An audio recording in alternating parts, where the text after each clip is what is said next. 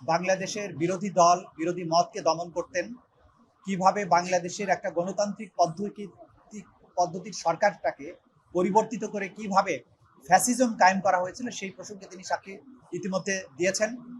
তিনি আরও সাক্ষ্য দিয়েছেন যে এই আন্তর্জাতিক অপরাধ ট্রাইব্যুনালকে সেই সময়ের সরকার কিভাবে তাদের স্বৈর শাসনকে নিরাপত্তা দেওয়ার জন্য, স্বৈর শাসনের হাতকে শক্তিশালী করার জন্য ব্যবহার করা হয়েছিল, কিভাবে বিচার প্রক্রিয়াটাকে একটা তামাশায় পরিণত করা হয়েছিল, এইসব প্রসঙ্গে তিনি সাক্ষ্য প্রদান করেছেন ইতিমধ্যে, এবং বাকি অংশগুলো তিনি আজকে বলবেন।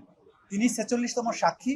তার সাক্ষ্য গ্রহণ শেষ হওয়ার পরে আমরা আশা করছি আর দু একজন সাক্ষ্য প্রদান করার মাধ্যমে এই মামলার সাক্ষ্য গ্রহণ সমাপ্ত হবে, এবং সাক্ষ্য গ্রহণ সমাপ্ত হলে বিচারের যে নিয়মতান্ত্রিক যে প্রক্রিয়া আছে সেই প্রক্রিয়ায় বিচারটি সমাপ্তির দিকে ধাবিত হবে। তিনি আসলে পটভূমির ব্যাপারে সাক্ষ্য দেবেন। সেই জন্য বিগত সরকার প্রথম থেকে কিভাবে ক্রমান্বয়ে একটা ফ্যাসিস্ট হয়েছে সেই সব বিষয় কিন্তু তিনি বলবেন। আজকে আংশিক বলেছেন এখন পর্যন্ত।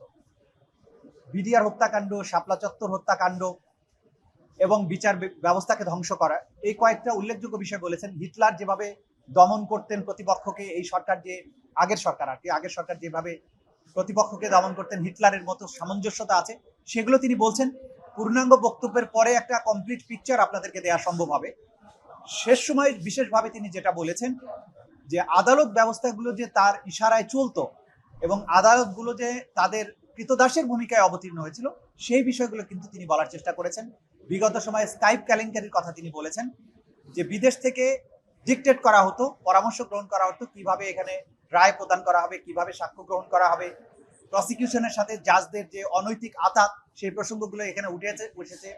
এরপরে এই ট্রাইব্যুনালের যিনি বিচারক ছিলেন তাকে এখান থেকে রায় দেওয়ার বিনিময়ে, অর্থাৎ রায় বলতে সরকারের ইচ্ছা অনুযায়ী রায় দেওয়ার বিনিময়ে তাকে সুপ্রিম কোর্টে বিচারক হিসেবে নিয়োগ করা, প্রমোশন দেয়া, এই যে পুরো বিষয়গুলো কিভাবে একটা ফ্যাসিবাদী রেজিম এরকম একটা দানবে পরিণত হয়েছিল, সেই বিষয়গুলো তিনি বলা শুরু করেছেন।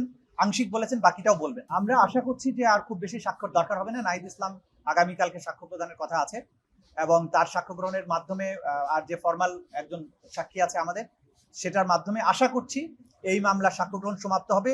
আমরা মনে করি যে এই মামলায় প্রমাণের জন্য যথেষ্ট এভিডেন্স ইতিমধ্যে আদালতে আমরা উপস্থাপন করতে সক্ষম হয়েছি, সুতরাং আর কোনো সাক্ষ্য তেমন বেশি প্রয়োজন নেই।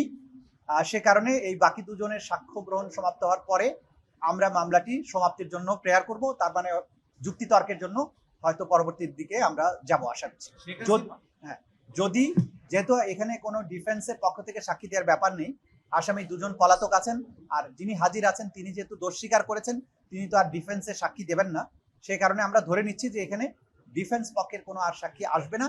সেক্ষেত্রে মামলাটি হয়তোবা যুক্তিতর্কের জন্য নির্ধারিত হতে পারে সাক্ষ্য গ্রহণ সমাপ্তির পরে।